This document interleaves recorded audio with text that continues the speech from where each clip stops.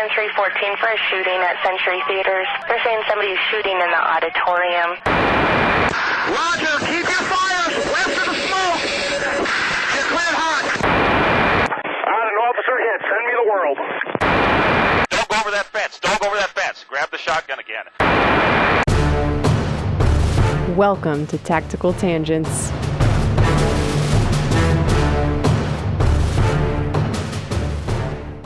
Welcome back to Tactical Tangents. This is Mike. This episode is brought to you by Devos Outdoor, your go-to source for lightweight, portable, and versatile lighting solutions built for the outdoors and beyond. Whether you need scene lighting for public safety emergencies or reliable area lighting for your campsite, Devos has you covered. Their LED lanterns offer variable outputs and color options with Bluetooth remote controls that provide a complete ecosystem of lighting in a compact and easy-to-deploy package. These lights are perfect for camping, hunting, search and rescue, crime scene processing, and nighttime operations. Devos optimizes your experience and alleviates your pain points with extra power banks, solar panels, and more. Devos Outdoor ensures that you have long-lasting portable lighting no matter where you are. Check out their lineup at Devos, D-E-V-O-S, outdoor.com or find them on Amazon. Again, that's Devos, D-E-V-O-S, outdoor.com. This episode was also brought to you by Loa Boots. Start your day off on the right foot with footwear that was designed for those who stand relentlessly in the face of adversity. I wear Loa every single day, for miles on canine searches and for hours on tactical operations in inclement weather. No matter what, Loa keeps me moving. Whether you run, hike, hunt, or fight, on the streets or out in the woods, Loa has the gear you need to help you conquer whatever challenges you face.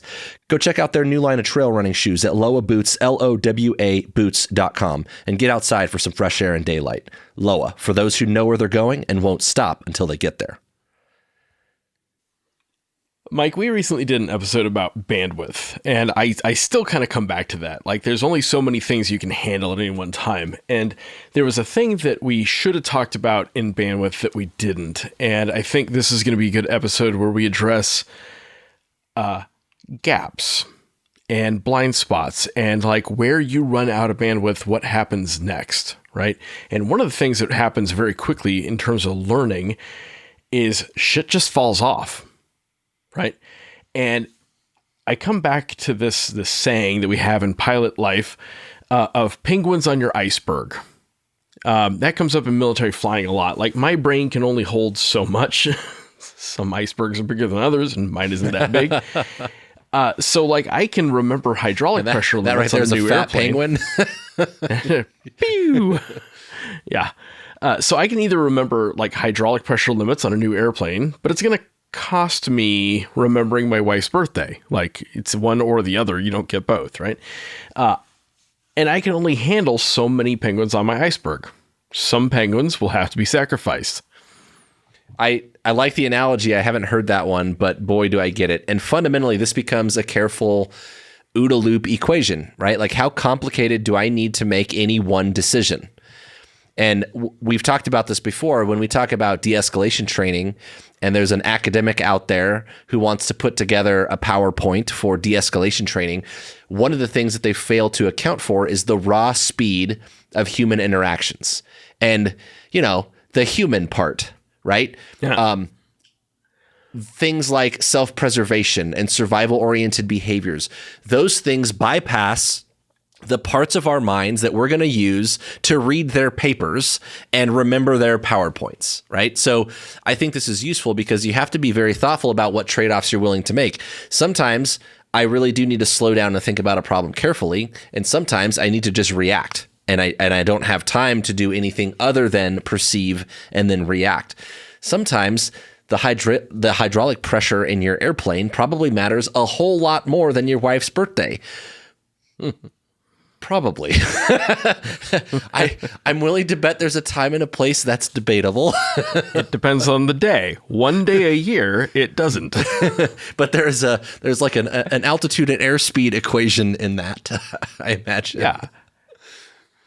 So on the OODA loop thing, I think that's a really key point, is the orientation phase of your OODA loop is it's the thing that drives all the other pieces, right? The second O in OODA, orientation, is the filter through which you're processing. It's all your training, all your education, all your background, everything your parents ever taught you, everything you've ever watched a mentor say or do, all of that goes into orientation. And so we really want to pack as much shit into that as we can. And you've heard me say in this podcast before, like, you got to understand the complicated stuff so that you can make it simple when it's time to make it simple, right? And I have noticed in the last several years that the youngins, they're just not as smart as I remember myself being when I was a youngin. And that's a problem. It's part of my job as one of the oldie moldies, as my son says, to pack as much into your orientation as you can, so that you've got a lot of filter through which you can handle novel situations, right? And that's one of the things I really want to work on.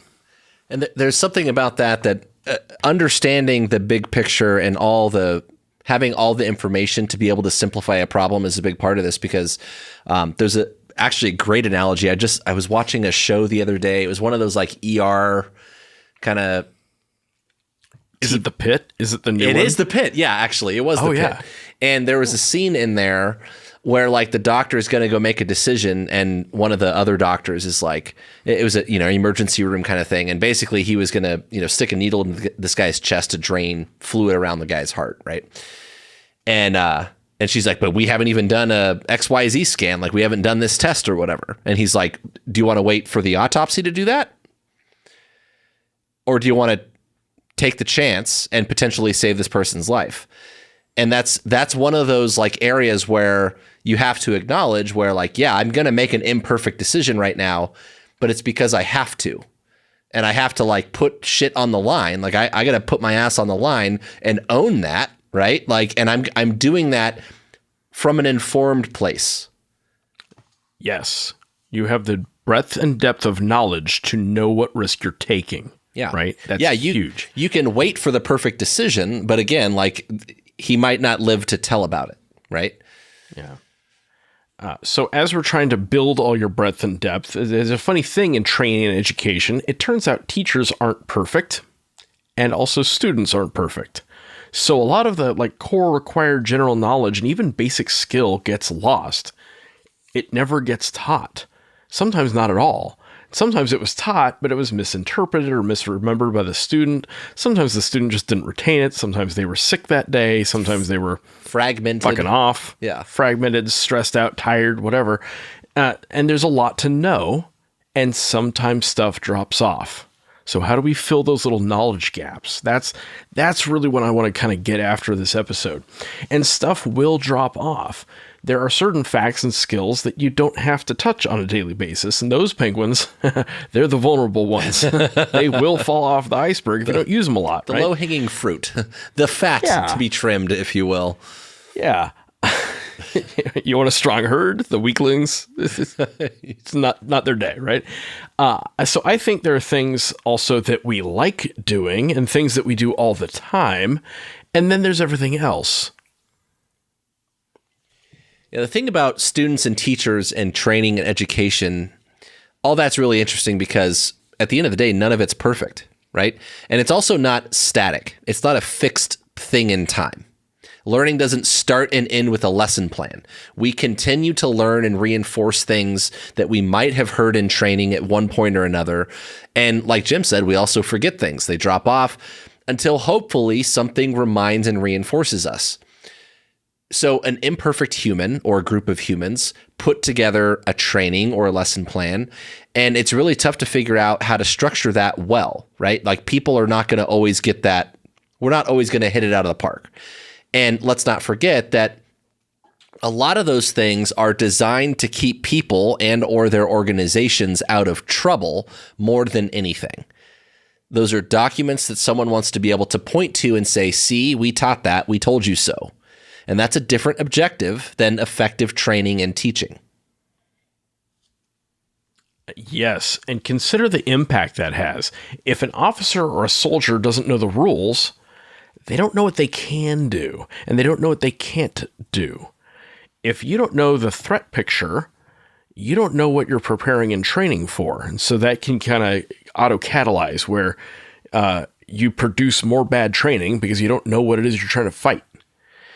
And this clearly gets you screwy OODA loops. It gets you guys who don't learn from the past, who aren't incorporating the current knowledge base, and not looking even in the right direction when it matters, And when you have big gaps like this, or you either gaps or you overcomplicate things, right? You just make the decision making more difficult.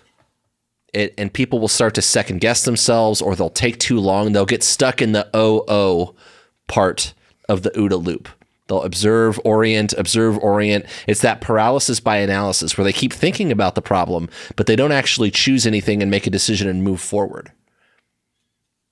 Yeah. Or they're like, oh, hang on, let's look this up. Like sometimes you have time to look it up and sometimes you just don't. We'll come back to that, but think about like, when do you have time to Google that shit and when do you not? It's a little literary foreshadowing, friends and neighbors. So where this gets us is it leaves the cadre of instructors and mentors and old heads constantly trying to work on the lowest common denominator. And that drives the high performers nuts. And it honestly drives the instructors nuts too. Yeah, we're very critical of lowest common denominator training on this show because I hate that. It doesn't push the status quo, right? It doesn't drive us forward. And I'm really, really critical of that in a lot of ways. But at the same time, we do have to consider the baseline, right? Because there's risk associated with where that baseline is. Should the police academy be 6 months, or should we make it 5 years? and really, like if I want a really good cop, like 3 to 5 years is where they start to really get in stride, right? So we have to consider the lowest common denominator. As much as we hate that, it still is a factor. And so we're critical of it, but it's because we always want to be improving on that baseline. We don't want to just accept it as dumb, but man, that's a difficult balance to strike sometimes. And bear in mind, generationally, people coming into the police academy are starting from a different baseline from people who started 20 years ago or 30 years ago or 50 years ago. Yeah. I've never seen my kids play cops and robbers. I don't know if kids these days have ever seen the show Cops. Like we grew up watching that shit. Hell yeah, I still do.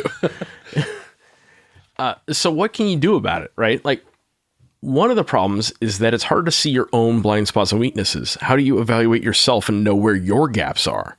Well, you're perfect, obviously, except where you're not. So my position is you need an outsider to come look and find them for you. You also need to figure out what the baseline is. What is the standard of knowledge and depth of knowledge and breadth of knowledge that you need? And that question is harder than it sounds. In fact, it's really funny in the military. We talk about this all the time. We need to be enforcing the standard. The standard's the standard because it's the standard. Oh my God, we love the standard. Cool. Is the standard even written down anywhere? Sometimes, right? It depends a lot on the job. Some jobs are very concrete and they have very concrete skills and standards. Most of those jobs can be replaced by robots, right? Some jobs are a lot more complex and a lot more abstract, and it is a lot tougher to quantify and qualify certain standards for those jobs. Like, what about a cop? Cop's a pretty standard job. At the end of the day, you've got basic skills you got to be able to do. So, like, what does every cop in the country need to know? How much does a cop need to understand about the Miranda Supreme Court decision? You should probably know there's a thing called Miranda. You should probably know the Miranda rights. You should be able to read them off of a card. But do you need to understand the court case? Do you need to understand who Miranda was? He's not a good guy. That's the thing you should know. Okay. Does every cop in Texas or California or Southern Arizona need to speak Spanish? That would probably help, honestly. How much Spanish? Do you need to be able to test to a certain level, or do you need to be like, ¿Dónde está el baño? Is that helpful for a cop, right? And, you know, there is an art and a science to setting those standards. And I think that when it comes to things like case law, I think the Miranda case is a great example of this, right? Someone's Miranda rights, do you really need to know all the background? Well, when you get into things like use of force, actually, the context helps quite a bit. Wrap your head around. Yeah. It's not about whether the guy was doing anything right or wrong or legal or illegal. It's about whether the officer was acting reasonable. And then you start reading through the cases and you hear the dissent and some of the commentary among the judges and things and the discussion between the lawyers. And you go like, all right, well, in that case, this was the outcome. But in the next case, in your case, this is the kind of shit they're going to talk about, right? These are the little arguing points that are going to come up. And so it kind of does matter in that sense. If your ass is on the line, you start to care a little bit, right? And part of that art and science is just some acceptance for the blind spots and the weaknesses. There's just organically going to be things that get missed. And in any decision that gets made, there are unintended consequences. But you have to recognize that there has to be some degree of acceptable risk. Your rookie cops are not going to know everything that like a veteran SWAT guy, detective, supervisor, commander, right? Like is going to know on the side of the road at 2:00 in the morning. They're just not. So what baseline are you willing to put up with? And there's a really fine line between like, do you want to put up policy and walls and boundaries and bright lines that hamstring those people, that handcuff them and restrict them from making potentially life-saving decisions, versus encouraging and fostering and expecting independent thought and action, which will in the long term improve their decision making, but it will come at the expense of making mistakes. I'm not here to do that calculus for you. Like that's difficult math. And quite frankly, the way I look at that is it's really case by case, right? Like I got to look from a leadership perspective at every individual and determine how much they can handle and fine tune accordingly, right? I'm going to give enough leash to the people that I trust and restrict the people that we're still working on a little bit. But we're going to fill some of those gaps. Yeah.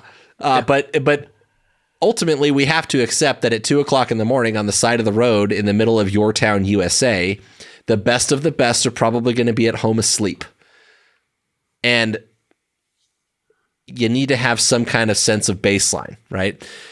This also happens at different levels. So it's one thing to say that for your town, USA, this is where we're at, right? But Jim mentioned, does every cop in the country or the state need to be on the same page about certain things? How on earth do I get every cop in the country on the same page about anything?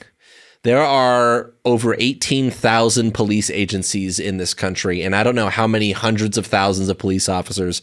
We've got to be pushing 1 million, probably like 750,000 or something. There's a lot of cops in the United States. And notably, they all represent different states with different laws and different voters. And not just within in the state, but from like county to county, town to town, whatever. And each area or region or city or county has their own wants and needs. It's not easy. In fact, I would argue it's impossible to get everyone on the same page. And from state to state, we try to do our best, right, with certification standards. That is something left to the states to have the police outside of what is outlined for the feds in the Constitution. But most states call that post standards, police officers standards and training.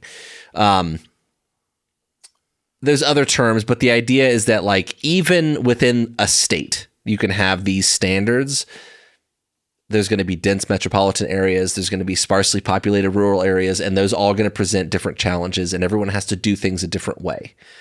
So setting standards, like the art and science of this, is being able to have some focus on what are the principles that really matter here, and then leaving some allowance for like the methods. How are you going to accomplish this? But man, the art and science piece, I mean, if only there were really smart people in the world that can crack that nut. It's just not that simple. I don't really think there is an answer, honestly. Good luck. And when you are an instructor or a mentor, one of the things I need you to do is constantly check for understanding, like keep probing for the gaps. You have to keep asking and keep looking for it, because they're not going to hit you in the face with what they don't know. Right.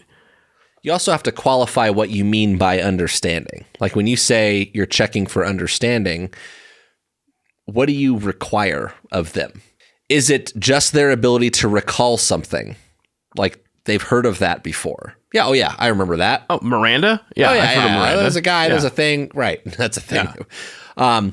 Are they allowed the reference material? We kind of talked about that. Or do they need to have something? They can read Miranda off a card. Yeah, okay, that's cool. fine. As long as they have memorized the fact that they must do it before they do certain things. Yes. Right. So are they allowed reference material, or do they need to have something memorized verbatim? And where's the line, right? Do they have to apply a concept generally, or do they need to execute certain tasks precisely? Field sobriety testing. One of the things that make those effective is that they are standardized. And so there's certain bullet points that you have to hit. And if you don't hit them, then they don't fall into the research that validated them. And so they're not admissible, right? So you need to do certain things precisely in those contexts. Do they need to be able to like creatively judge or discriminate between things? Or do they recognize clear and concise bright line criteria? So there's a lot that has to be translated here in terms of expertise. And you have to qualify what you mean when you say, I need you to understand X. What do you mean by understand? What's that about, right? We can't expect new hires to be experts, but we do need to be thoughtful about what we accept as that bottom line. Yeah. Where this came up for me recently, we're talking about a threat country, and I mentioned we need to have a counter to this certain enemy aircraft. And I talked about that enemy aircraft by its nomenclature, the, MiG-69 or whatever it is. And I realized when I was talking to this group of highly qualified pilots, not a single damn one of them knew what airplane I was talking about. They hadn't been briefed. They didn't know. So they didn't have a picture in their head of like, is this a thing you sit in? Is this a thing you shoot off of your shoulder? Or is this like a jet ski? Like they just didn't know. They didn't have a common frame of reference for the threat system I was talking about. And one, obviously that scared and annoyed me. But I had to kind of check myself on that and be like, it's not their fault. These particular pilots, despite the fact they're highly qualified, just had never been exposed to that information, right? On the gaps and blind spots topic, though, the other question is, did their pride or their ego get in the way of asking?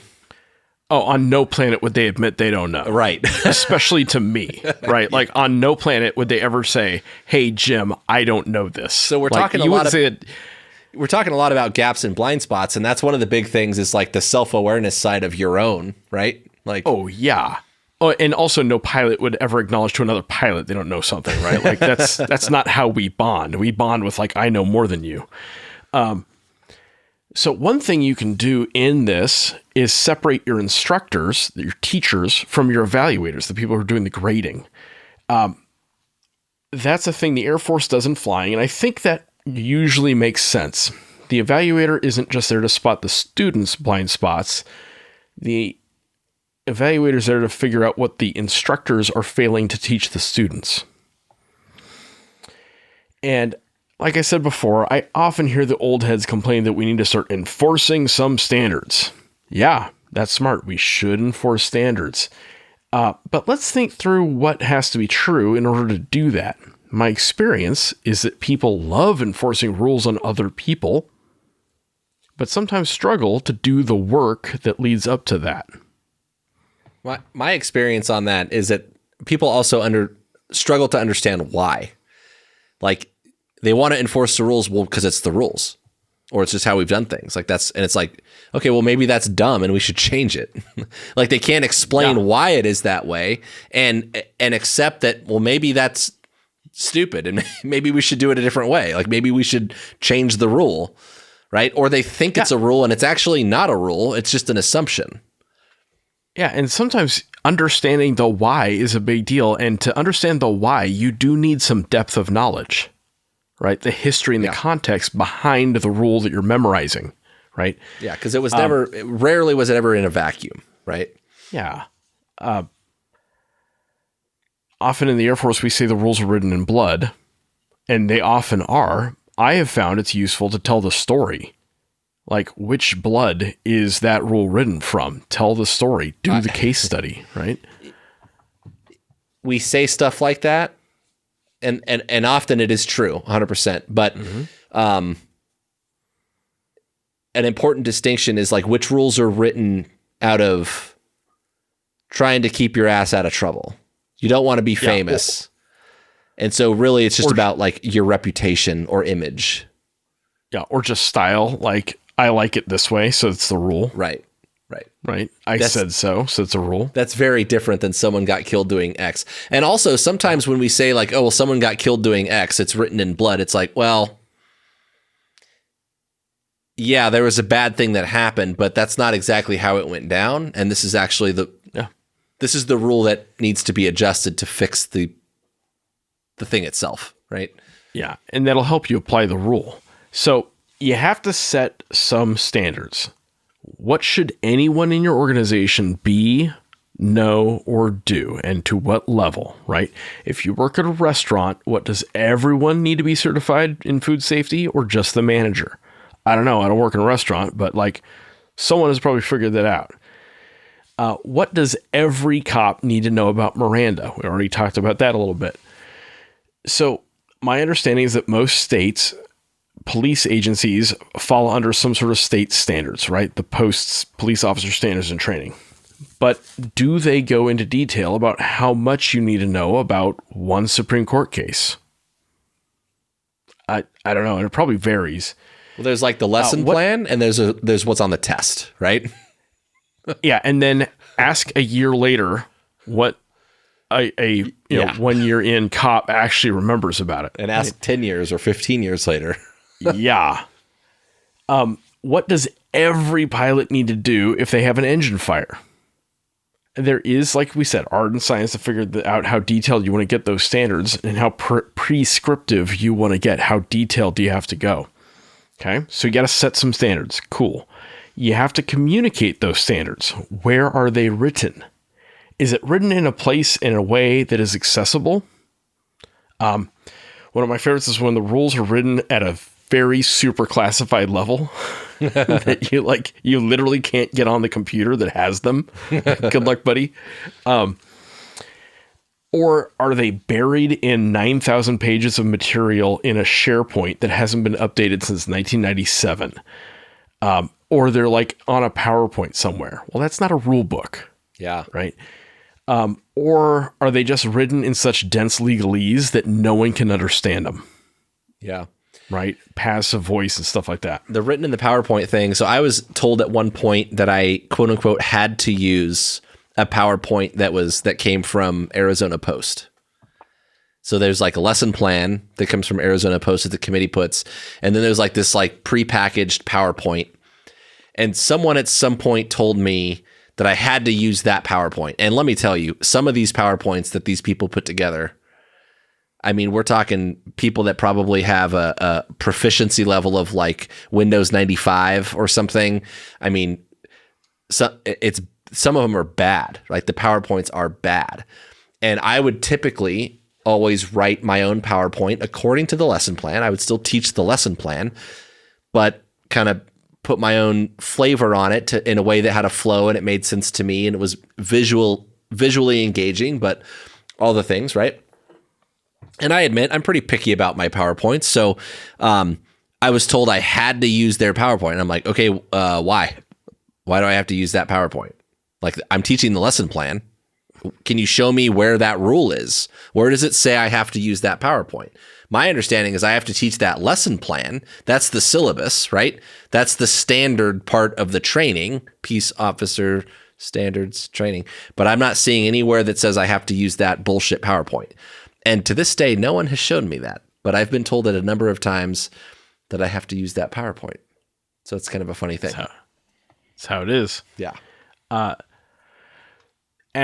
So once you've set and published the standard, then you have to teach the standard from the crappy PowerPoint. So do you teach the standard or maybe teach beyond the standard? Again, there's some judgment there depending on what it is. But consider, if the teachers suck, can you blame the masses of students who don't get it? How much onus are you putting on the trainees versus the teachers? Do your instructional materials suck? Do the PowerPoints suck? Often they do. Fucking fix them. In my experience, good students on a good day retain about 20% of what a good teacher is teaching. That's just humans. We aren't perfect, and a lot gets lost in transmission. So when I teach, I try to teach everything at least 5 times and at least 5 different ways. So like for the visual learners, the people who have to do it, the people who have to hear it, the people who have to say it, like I try to hit all those different like learning styles. And that might sound like overkill, and it is. On purpose, it's overkill. But I've had good results with it. My favorite Spanish teacher back at Southern California used to say, repetition is the mother of learning. Repetition is the mother of learning. Repetition is the mother of learning. I could do that all day. Repetition is the mother of learning. What's the mother of learning? That's right, repetition, right? Also consider that 20% is on a good day. In a boot camp environment, which some police academies are, which all boot camps are, your students are not always having good days. They are tired. They're distracted. They're scared. They're thinking about the next evaluation they're going to have. And they will use any opportunity to preserve the few penguins they are able to keep on their iceberg, right? So you have to plan around that in your teaching style. Next, now that you've taught the standard, you get to live by the standard that you set. If you set a PT standard, you had goddamn better be able to meet that standard yourself, or you're going to lose credibility quickly. I understand DOD is learning new things about this. Is that I think this week we're the Department of War, and as it happens, I got to say, the Secretary of War, whatever your opinion of him is, and obviously I serve at the pleasure of the administration, the dude can PT. like there's no question that guy can PT. He's all about that life. Well, he's got that going. And but we're not just talking PT standards, right? If you're a senior commander, you need to have a certain depth of knowledge, and you've got to be like, you better be able to hold your own in a conversation and not be the dumbest guy in the room. You have to fight to be the smartest guy in the room. Then you got to reinforce the standard. Humans are humans. And even very competent, very motivated, disciplined humans need reminders. And it sounds silly, but that could be flyers up in the bathroom, reminding people what the standards are and what the general knowledge information is, right? That could be regular trainings and briefings, something to reinforce that information over and over, because people do lose it over time. And remember, I said reinforce. We aren't at enforcing yet. We are just repeating the standards over time. Then and only then should you be enforcing the standards, right? Like, hey, you failed. Here's your punishment, right? One key thing about enforcing standards is that nothing demotivates high performers more than failing to hold the low performers accountable. If you're tolerating the lowest common denominator all the time, do something about them. That doesn't necessarily mean fire them, but it could. It doesn't necessarily mean hang them, though you could. But you got to do something about them. Remedial training. Put somebody in charge of teaching them and building them up, so you're not wasting all of your time just working on that lowest common denominator. So to put this another way, what assumptions are you making about the population of your organization? And are those assumptions valid? What do you think everyone in your organization knows? And do they? Right? I recently heard a firefighter griping about like the young guys, and they don't even know how to use a chainsaw. Back in my day, we all used chainsaws. I don't know where the hell he lived, but not where I grew up. But it was a given, like where he grew up, if it had a motor, you knew how to use it. But it turns out kids these days just don't grow up chainsawing stuff. And he actually had to change his training regime to address the fact that the people coming to the fire academy don't know how to work a chainsaw. So they have to have like a lesson on using a chainsaw. probably saved a lot of fingers and legs and stuff. Or it cost them. I don't know. And in yourself, you need to aggressively check assumptions. What haven't you learned or mastered as well as you need to? And if you haven't, is it because it's truly not worth knowing, or because it's hard, or because you don't want to admit you don't know it? So when I was researching this, I came across a model for understanding this. Picture like a 4-square quad chart called the Johari window. That's Johari. We'll try to find a link for it in the show notes. You can Google it. The Johari window. And it talks about, like, the top left corners, there's the things I know and the things others know. And that's like the open arena. And then if you move right on that chart, there's the things I don't know, but others know, where I'm blind. That's not a position I want to be in, right? If you move down from square one on that chart, there's the things I know, but others don't know. Well, at that point, you're keeping a secret. The information is concealed. And then there's the things I don't know that nobody else knows either. That's the unknown. And, you know, talking about that, I'm reminded Donald Rumsfeld, prior Secretary of Defense, Secretary of War. I know where you're going with this. As it happens, I'm a huge fan of the guy, despite his reputation. He used to say, you know, you got your known knowns, your known unknowns, your unknown unknowns, and it's the unknown unknowns that'll eat your lunch, right? He said it much better than I did, but there you go. But consider, what do you know that nobody else knows, and do something about it? Or are you the dumb guy in the room and everyone else knows something you don't? Well, fight that. Get better. Well, there's also the biggest thing in that is there are gaps or blind spots that I know about, right? The known unknowns. I know that I don't know what whatever country is up to or whoever is up to.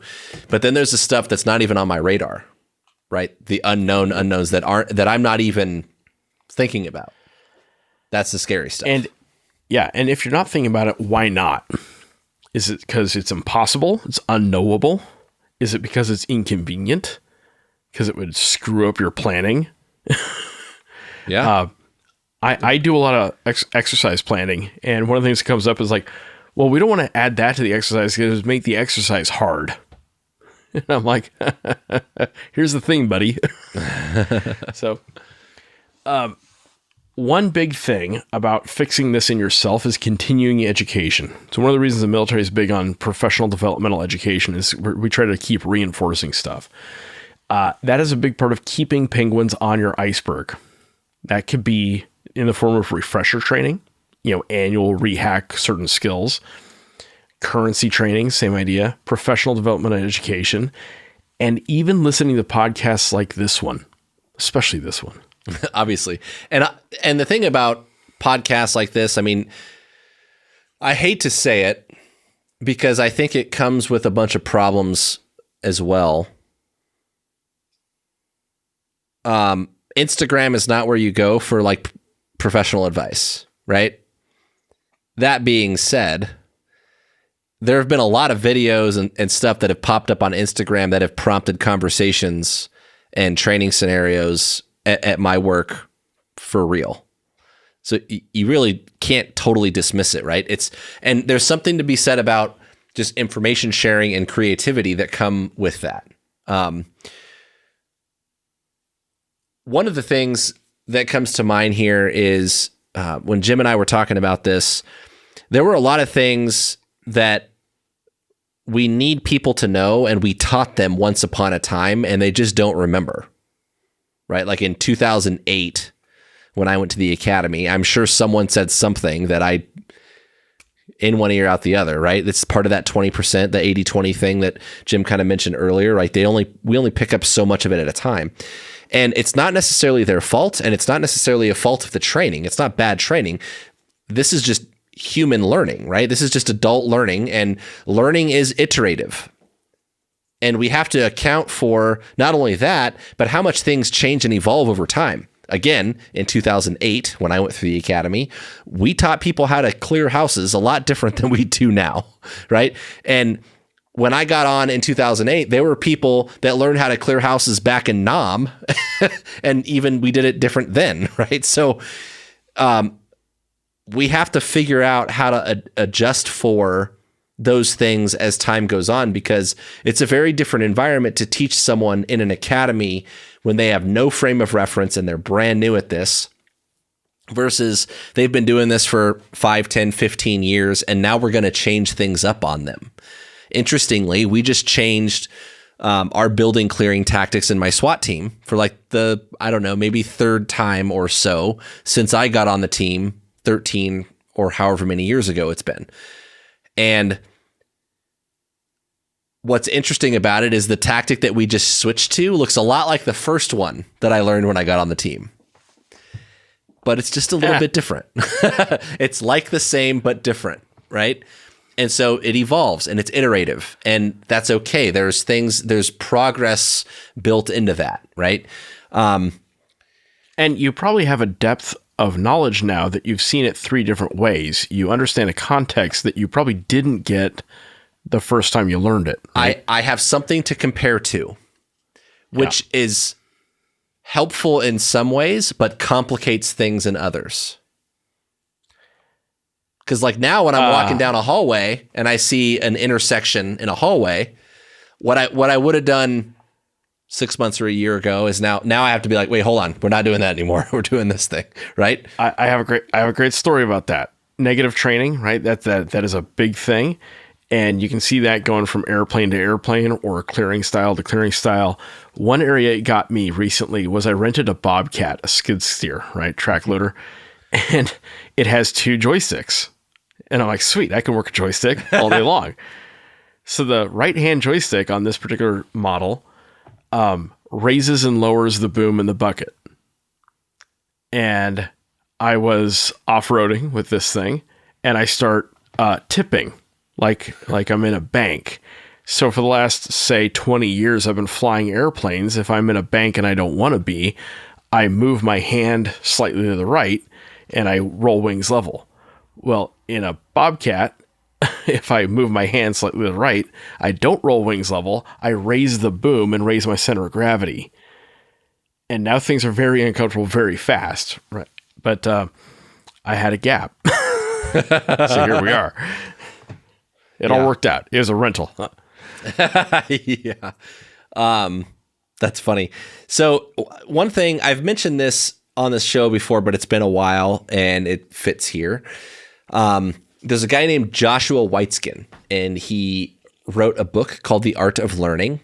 He was a world champion in chess when he was like, I don't know, in the womb or something. At a very young age, he was a world champion in chess. And at some point growing up, he decided he needed a break from chess, and so he took up martial arts, and he became a world champion there too. And it turns out what he was really good at was just learning. And there are obviously some parallels that he took from one domain to another. And so he wrote a book about it called The Art of Learning. And one way that he describes some of this is about making smaller circles. He talks about like you're learning something new, and it's kind of a big arc, big circle around it. And as you kind of take that big slice of pie, you start making smaller circles and get to the finer points of things, and you get more and more granular. The way I describe this is kind of like filling out an outline, right? You have these big bullet points, point 1, point 2, point whatever, 1 through 5 of learning something. And there's a bunch of subpoints, and you kind of fill those out, and you get more and more nuanced and detailed as time goes on, right? So as you do that, if I use like my building clearing CQB type of analogy, some of those old lessons and principles still apply in some way, but we understand them from a different lens, and we evolve. And that's important because when we talk about expertise, what we're really talking about is understanding all those little things. And that knowledge is what really informs our decision making. And it's important that we have people in our circles with all that background information to bring to bear when things get weird. Because one thing we know is that things will always get weird. And often it's when things get weird that these gaps and blind spots get exposed. So one factor we need to work out is how technology drives this. back in the day, you had to have a lot of working knowledge in your head. You had to have phone numbers in your head. I can't remember the last time I actually dialed a phone number, right? Aircraft operating limits.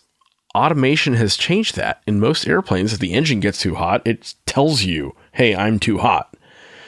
I think our culture has shifted away from valuing a deep knowledge base, since you can just Google stuff or have AI sort it out for you.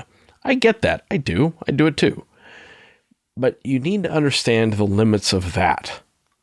When I was going through school, I had to take one of each type of engineering course, even though I was never going to be an engineer. I'm a warm fuzzy major. I complained about that to my aeronautical engineering professor. I whined, why do I even need to know all this stuff? On no planet will I be designing an airplane. And my professor, who was awesome, was like, yeah, that's true. I never want you to design an airplane. But you're going to be for the love of God. No, we're in agreement, violent agreement on that one. But you will be an officer, and you will be responsible for planes and maybe buying them, which I have been, it turned out. And I need you to know enough about this stuff to know when the big defense contractors are lying to you about how great their product is. You need to know what is impossible so that when they sell you something that's impossible, like, you ask the good questions. And there's a level of depth of knowledge you need to be a critical consumer of information. Or just to sort through bullshit. Right? You need to know what is bullshit. And the only way you're going to have any chance of that is having a deep well of knowledge. And AI is pretty good and it sounds authoritative, but man, it bullshits all the time. It's actually designed a little bit to do that. It's just stringing words together, right? But there's a technical term for that. It hallucinates. And you don't catch the hallucination unless you happen to know enough about the subject that it's bullshitting you on to recognize when it is doing that, when it's bullshitting or hallucinating. AI isn't thinking, it's stringing words together. Yeah, I don't know a lot about AI. I'm not a super techie guy. But I understand it's also adaptive. It's learning and telling you what it thinks you want to hear.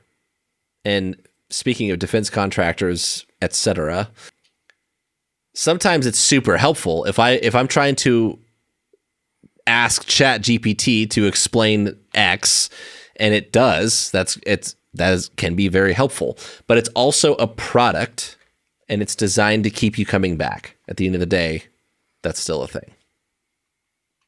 Yeah. I mentioned earlier about how the Air Force does business, and it doesn't always do things perfectly, but one neat example of how it addresses some of this is the Air Force has an interesting testing regime for its pilots. And it's based around the idea that some stuff you need to know cold, and some stuff you need to be able to find, and some stuff you need to be able to apply dynamically. So for an Air Force check ride, which is like a driver's ed test for an Air Force pilot, it's really 4 different tests that you have to pass. There is an open book test and a closed book test. Both of those are multiple choice, but the question bank for the closed book test is generally available for study. So this is stuff we want you to memorize. Go memorize it. We're giving you the answers. Make sure you know them on test day. The open book test usually isn't like that. And then you also have a sit-down ground evaluation, verbal exam, where you sit down with an evaluator and he or she asks you whatever pops into their head that day. They might have a pet scenario, like, okay, so you're taking off out of Aspen, Colorado. There's 3 inches of snow on the ground. Your airplane's overweight. The customer has to go. What do you do? Right? And you have to explain your decision making. The idea here is that there are certain things we need you to know cold, certain things we need you to be able to look up, and certain things you need to know well enough that you can explain them or work through them in a scenario and apply their knowledge. And then, and only then, you also have to fly the goddamn plane. and show the evaluator that you can do all this stuff in real life and make good decisions. That's 4 layers deep. And that's a lot. It's overkill. It's annoying. But my airplane is right around $100 million a copy. And the Air Force wants to have some level of confidence in my ability to bring it back in one piece. Now, we recently did an episode about credibility as, a key tenet of leadership. On a crew or in a formation, my credibility as the pilot in command is a big deal. The team needs to not have, they don't need to constantly worry about me. If anytime they ask a question, if I'm sitting there hitting Control F on the keyboard to find an answer, they're going to start worrying. So I need to not do that. I need to have at least some of this memorized cold. At least that's how it's supposed to work. So think about this. When you're writing the test for the police academy, stop and consider, what things does the trainee actually need to know cold? What things do you want to give them a chance to look up? And what things do they need to be able to apply in a dynamic situation, and build your tests accordingly? Now, this is all shaping OODA loop, shaping orientation type of stuff, right? And emphasizing the type of decision-making you want, that implicit guidance and control. Do you need them to go click equals tap rack or something along those lines? Or do you want them to consider the alternatives, weigh them, do all the pros and cons, whatever? So there's a planning component to this, because we have to be intentional about where we're setting those standards and that baseline. And if we don't want training new people to take 1,000,000 years, we're going to have to draw hard lines about what acceptable level of risk are we willing to take for the things that they have no way of really knowing or experiencing yet. There's one thing about this that I think is really interesting here, and it has to do with confidence among physicians. There's a book called The Invisible Gorilla, and there's a whole lot of things about that book, a whole lot of reasons I think you should read it. But one of the things that they talk about in that book is some research they did in 1986 at the University of Rochester. And I haven't read the study itself. I still have to find it, but just kind of quoting out of the book itself a little bit. They talk about a videotaped interaction between a simulated doctor and patient. And there's examples of this where the doctor is very confident and expresses with no uncertainty what is wrong with the patient. There's one where the doctor expresses some uncertainty. He acknowledges he's not actually sure what's wrong, but it could be this. So this is what he's thinking. And then there's a third where he actually stops to look things up in a book before making a prescription or a diagnosis. He pulls out reference material and he dives into it, right?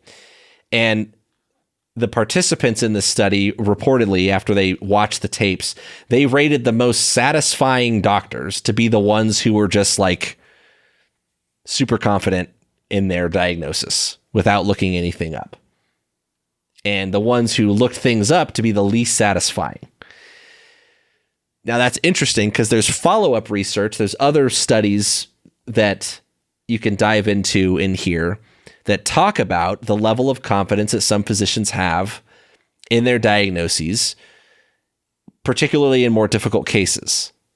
And it turns out sometimes the level of confidence that they have in their diagnosis isn't warranted by their accuracy. So confidence is important in some situations, but not always. And there's a big perception part of this, right? The people who use the reference material to look something up were perceived as less satisfying or reviewed poorly by participants in the study, even though that might have been the safest thing to do. So I think that's interesting when you're looking at what am I not considering? In the medical world, they call it a differential diagnosis. If the obvious choice is this, well, what are the other things that I need to compare to? Right? That are the other questions I have to ask to challenge those assumptions, right? So if you think about how medicine works, it's considered a practice after all. There's layers to decision-making in all of it, right? If you look at in hospitals, usually you have interns and residents, and then there's an attending physician that they sort of report to, and hopefully that bridges some of the gap. And in public safety, and I assume in the military, there's also layers to a lot of things, right? You have new cops and veteran cops, and there's limits to what things they can make decisions on with or without permission from a supervisor. And policies guide that in a lot of cases. But you can make some standards, you can have some expectations and some policies, and you can plan for the gaps and the limitations in their knowledge. But you have to be able to consider how sideways things can get. When you write a policy, even that in itself can have blind spots, right? And if you're trying to do something like that for your practitioners, you have to write it in a way that prepares them for the weird shit, right? At the end of the day, what I really want practitioners to have in the field is to understand how much trouble they might be in when things get weird. How weird is this? Is this as clear-cut as I think? Or what are the alternatives that like, it could be this, but have I considered X, Y, and Z as alternatives? Even if they don't fully understand how to manage a problem, if they can at least appreciate the problem and how complex or difficult it might be, that helps. One of the discussions that Jim and I had about this was the Uvalde shooting. We did a debrief on it, and we talked about how, like, yeah, the guy standing in the hallway, that's a problem, right? Like, the outcome is bad. We need guys to go get in there and do the thing, stop the killing, stop the dying. But there's also an empathy component of this, which is like sometimes breaching doors like that. Now, granted, whether they actually needed to breach any doors is another topic from that episode. But if you had to breach a commercial door in a school across a window with a guy with a rifle in there, like that's not as easy as it sounds potentially, right? And so to appreciate the complexity of that problem, having never I guarantee you a lot of the people in that stack probably have never had to breach a door like that, right? Like I can tell you it's a lot more difficult than it sounds. So at least being able to fully appreciate the problem is a big deal. One thing you said earlier that I want to hit on is how confident the doctors were. The illusion of competence really stands out. And pilots are some of the worst about this, right? Like cops are I too. know more than you. Oh, yeah. I know Cops more than you. Yeah. Notorious for it. And so like humility is a big part of how you fill those gaps, but man, nobody wants to admit it. One of my hobbies at work is I will always raise my hand and be like, hey, hopefully this is a stupid question, but because whatever, I got nothing to prove. I got nothing to hide at this point. I just want to make sure we're filling the gaps. And I think this depth of knowledge thing is particularly important when you are the bag holder, when you're the commander, when you own responsibility. You need a depth that goes way past the superficial rote stuff, because you need to know when people are lying to you, and they're not necessarily lying on purpose, right? They're just omitting planning factors, or sometimes they are lying on purpose. You need to be able to catch that too. As far as how I address this, I like constant. Real quick on this came up recently. Gaps and blind spots. This is a very simple example that came up just in a communication sense. Last week was it last week or the week before? I don't remember. We did an operation. It was a roundup for an ongoing long-term investigation that was going on.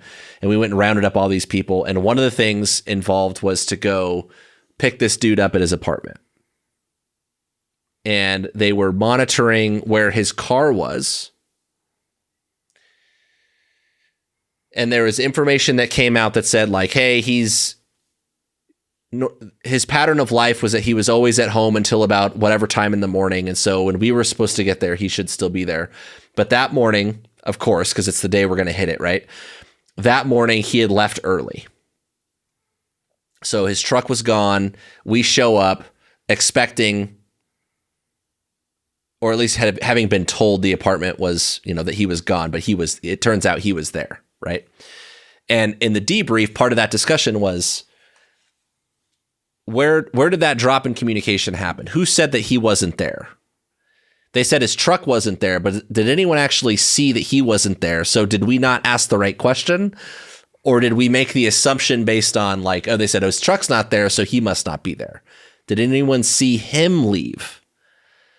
Right? So this is like, when it comes to the responsibility bag holding thing, one of our questions was, did the investigators doing the surveillance tell us he wasn't there? Or did they tell us the truck left and we assumed that meant that he left? There's a difference. And if you catch the difference, then you ask the right question. Right? So like, and one of the things like after we debrief this that I brought up in the debrief was, don't be the guy, don't be the chain in the link, right? Or the link in the chain. Don't be the link in the chain that fucks that up, that drops the ball in the telephone game and distorts the message. Because the message was that, well, his truck left, but we don't know if he left. We didn't see him. It was too dark or whatever, right? So I think that's important. As far as how we address the knowledge gaps, the general knowledge gaps, I like constant, low-pressure, high-frequency quizzing. If you're a mentor, an instructor, whatever, just kind of constantly hit your guys with, well, what about this? What about this? Tell me about this. What do you know about this? Let's work on that. Show me, draw out the propulsion system. And imagine like the medical shows when they're making the rounds and the instructor, doctor, or the resident or attending, whatever they're called, is asking the interns questions, kind of like that, right? And first, that gives you a sense of where everyone is. You start to see what they don't know as you start to kind of like lift up the rock to see what's underneath. Yeah. Second, it puts a little social pressure on them to show up prepared. And especially in the high tension jobs, most of those people respond well to that type of social pressure. Third, the rest of the team hears the answers and the discussion, so you're filling other people's gaps in the process. Okay? So that's how we address the general knowledge gaps. Separately, blind spots, and when I use the term blind spots, I'm thinking about like the factors you miss in planning. And everyone does it, but there's some tools that you can apply to overcome those missed planning factors. One of the first ones is red teaming and pre-mortem. Pre-mortem is like the autopsy you do before the patient dies. What's going to kill us? let's talk this through. One of the secrets to that is you have to get a separate set of eyes on your plan and have that separate set of eyes poke holes in it.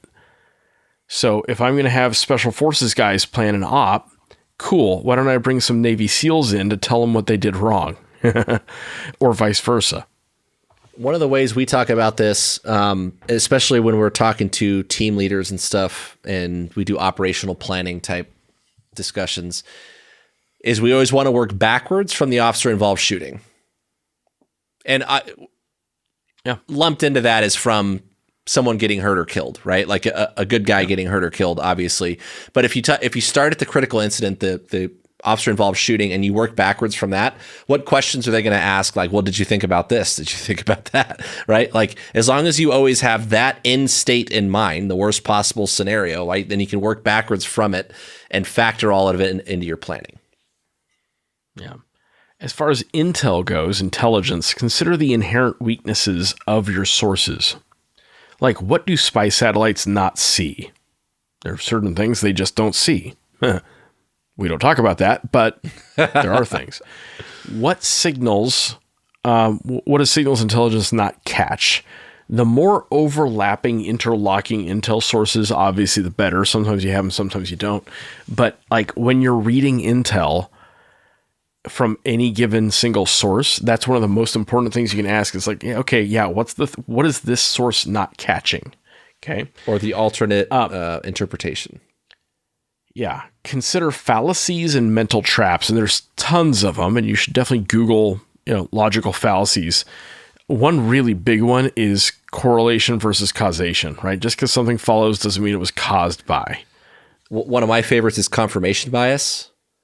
Oh, yeah. So like you go back to the physician thing, right? Oh, I think it's this condition, and a blood test will confirm. And they look at the blood test, see, yep, it's that. But there's another condition that could have that blood test, but you need this other thing to see that it's not that, right? But since you saw that, it confirmed what you thought in your mind, and so you're set on it. Yeah. If you hear hoofbeats, is it a horse? Is it a zebra? Or is it a unicorn? Yeah. Right? Another one of the fallacies in mental traps is like, I just don't want to think about it because it's hard. It's inconvenient. Yeah. Simplicity. A big one for both Mike and me is let the crazy guy talk. We stole that from the Israeli intelligence services. You have to seek out, and sometimes you have to fight for dissenting views. Get a minority report on what it is you're doing. Diversity is kind of a tricky topic these days, but you need diversity of thought to help you spot problems. Mike and I both tend to be that crazy guy in the back of the room, and we're both the guys like, hey, have we thought about this? And I can appreciate how annoying that guy can be because I am that guy a lot. But it does serve a purpose. One of my most practical examples of this is the difference between negotiators and tactical teams. And it used to be like two separate entities wanting the win, right? And it used to be that like, well, the negotiators want to talk them out and have a peaceful resolution. The tactical guys want to go break shit and kick ass, right? And it took a long time for us to like work together and understand that actually, like, the negotiators started to realize that when the tactical team puts a little bit of pressure on the person, it encourages the talk. And without that pressure, if they feel too safe and too secure and they're unwilling to no, I got the high ground here, right? Whereas if like, hey, dude, these guys are,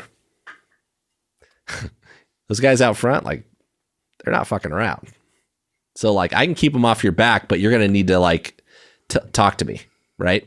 And so like the diversity in that was one of those like, hey, actually, there's a complementary way to solve this problem. There's a way that these two things work together and they're not adversarial. And then there's also been scenarios where like usually the tactical guys want to go kick ass and take names. And then there's times where it's like, hey, Jim,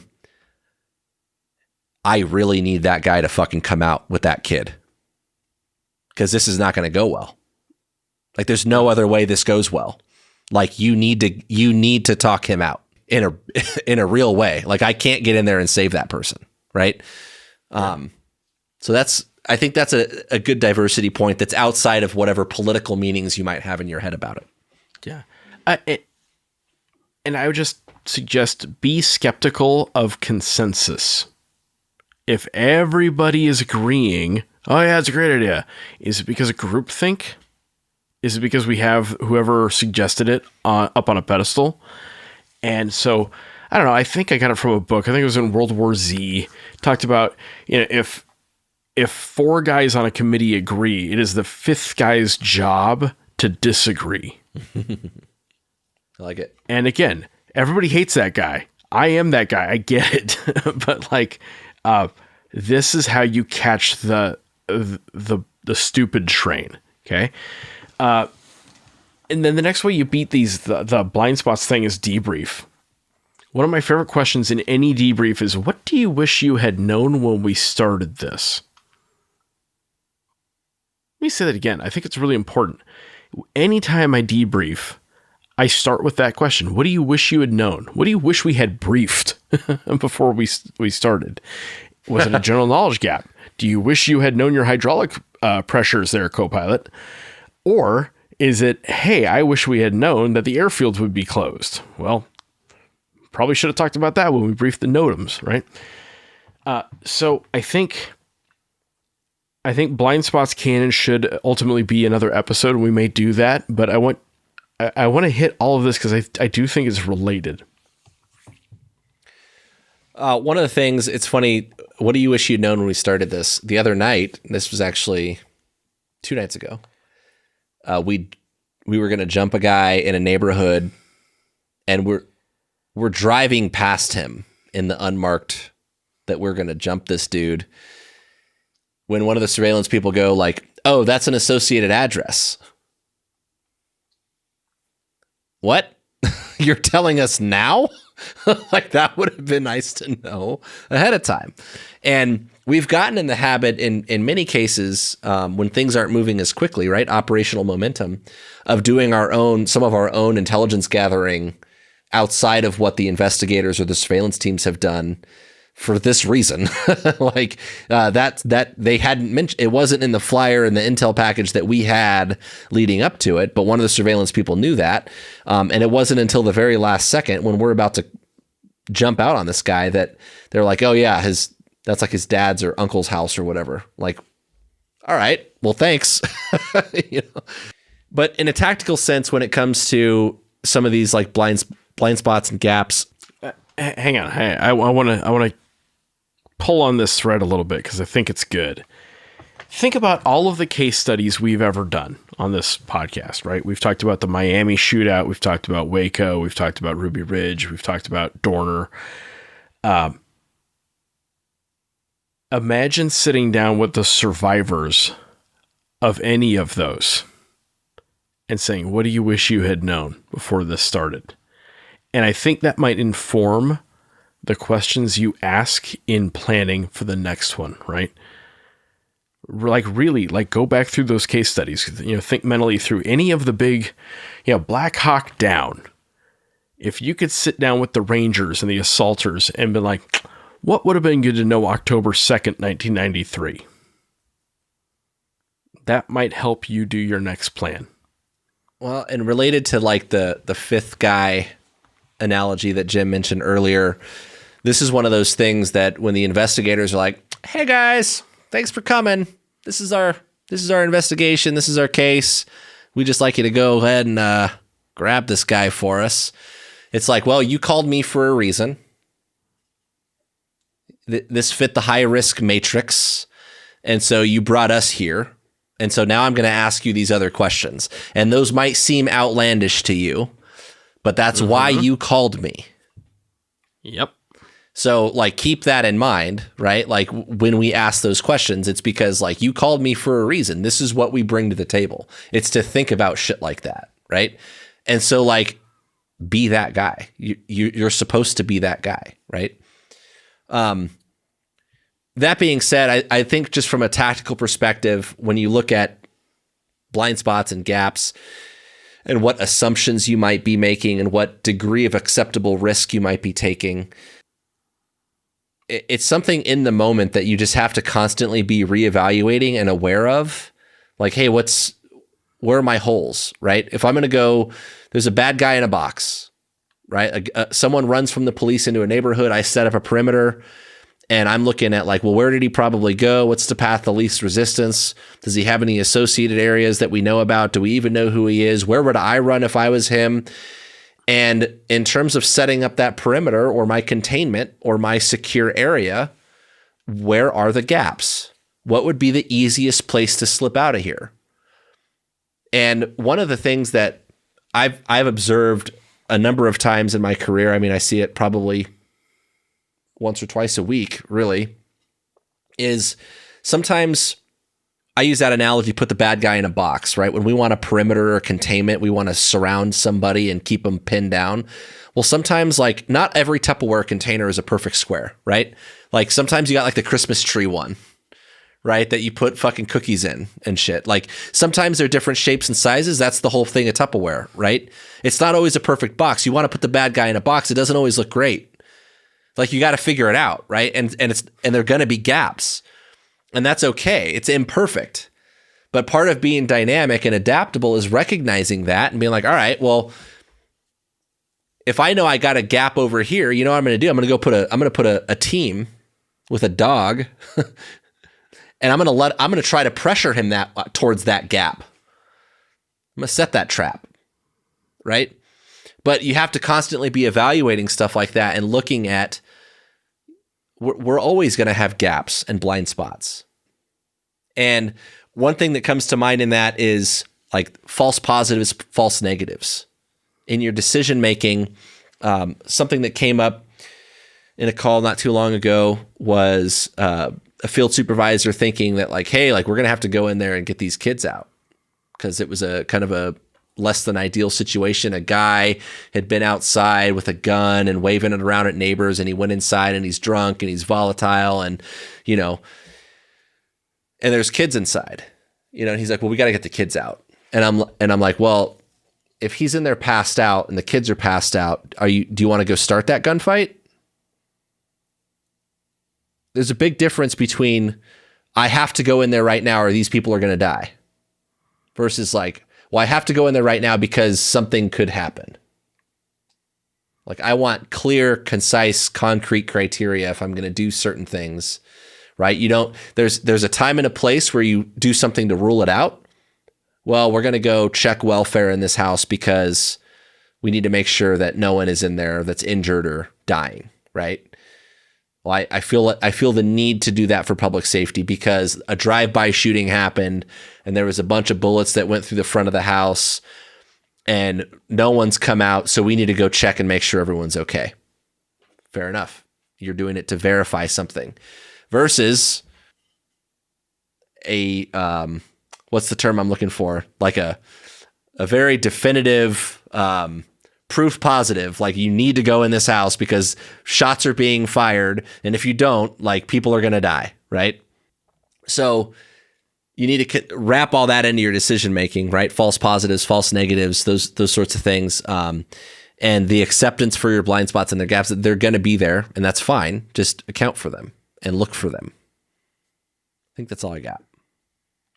I'm hung up on the put the bad guy in the Tupperware idea. I'm reminded of a meme about soup goes in round Tupperware because soup is a round food and I won't be taking questions. I just love that. So when I think about this, filling gaps is about meeting standards, and you got to be thoughtful about what the standard is, and you got to teach it, practice it, preach it, evaluate it, reinforce it. And you go to the standard, not to the slowest swimmer. You're just trying to get everyone at the standard and then work up from there. And you're never going to get away from it because humans are humans. I've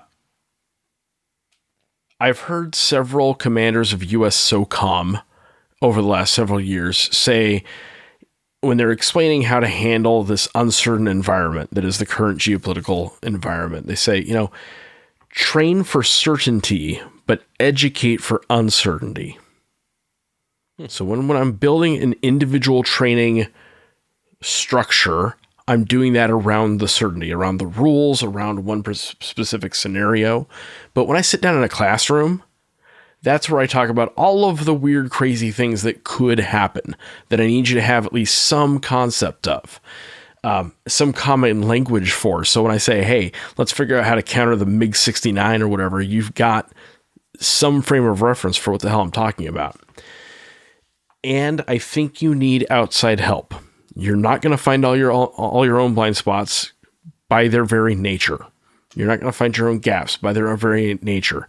So ask for help. Get someone who kind of understands your world but doesn't work in your office to come evaluate you and your guys. And I think that's how you're going to get better. Like I said, imagine if you're a special forces team and you're planning a big op, have the SEALs come look at it. They have a different way of looking at the world. They'll make a book about it, but they'll do it. Or if you're SEALs planning an op, have the Rangers come look at it. If you are an Air Force helicopter crew, have an Army helicopter crew come look at your plan. Like, just get some diversity in the room. That I think that'll help. That expression, like when all you're holding is a hammer and every problem looks like a nail. There's been a number. There's been a number of times where like we're looking at these high risk arrests, like all these different options on the table, and we've got some tricks up our sleeve. Let me tell you. And then every once in a while, it's like, hey, he's the front seat passenger and his mom's driving. Should we just try a traffic stop? Like just have patrol go roll or put a SWAT guy in a patrol car if you need it to be a SWAT guy. But like maybe you just play it low key and treat it like something really minor. And he thinks he's just going to fly under the radar in the front seat. And then you put a gun in his face and it's fine.